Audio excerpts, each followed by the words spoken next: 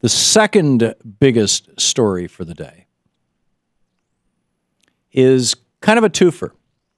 One big headline this morning, actually, on Huffington Post was, regulate quickly, or words to that effect. And it was about how President Obama has come to the conclusion, after 6 years of banging his head against the wall, that Congress is never going to do anything to cooperate with him. They're not going to allow him to pass any legislation of any consequence. It ain't going to happen between now and 2016.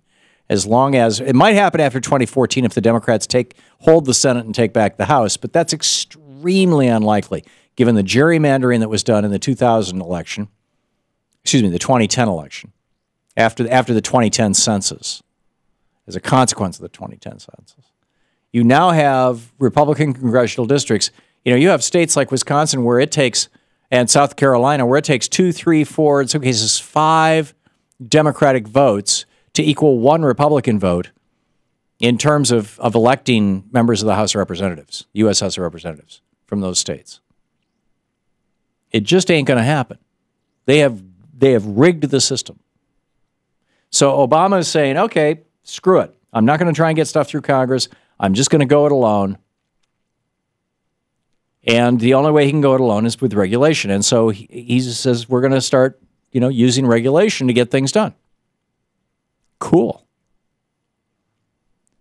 If you're serious about that, Mr. President, please consider aggressively regulating carbon dioxide. Here's why. CO2 levels are now higher than they have ever been in the history of our species on this planet. Fully modern humans emerged around 165,000 years ago, and during that entire period of time, CO2 levels have never gone above 400 parts per million, and they are now. Which means we are going to soon, and we are at the very leading edge of it right now, encounter environmental conditions, weather basically, weather and oceans, the movement of air and water, driven by temperature.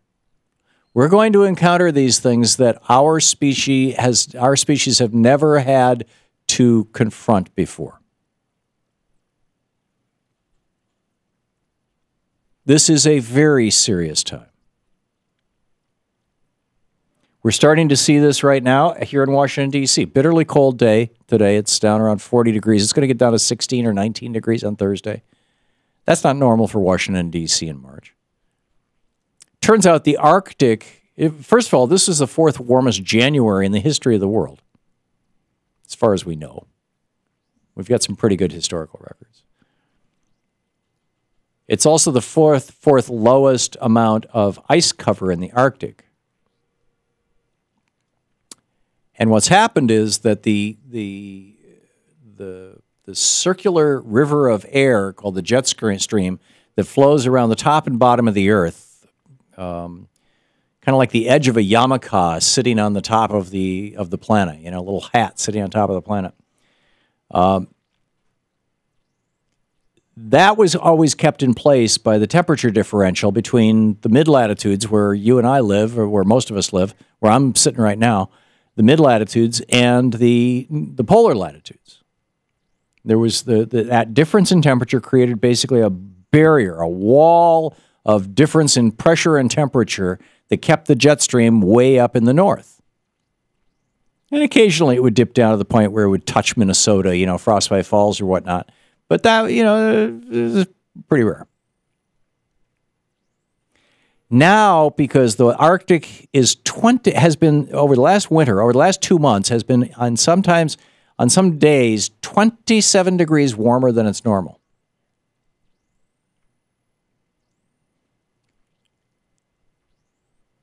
That wall of air has collapsed, or is collapsing, is in the process of collapsing. And so the only thing that's restraining the jet stream now is geography, mountains.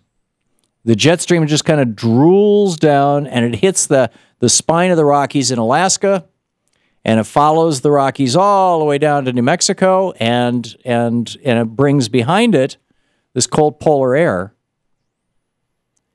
So on the eastern half of the United States, where the jet stream has drooled all the way down to Georgia, You've got air that literally was in the North Pole a week earlier. And to the west of the Rockies, you've got air that was closer to the equator last week that's being sucked up. And this is why you had 71 degrees in Anchorage.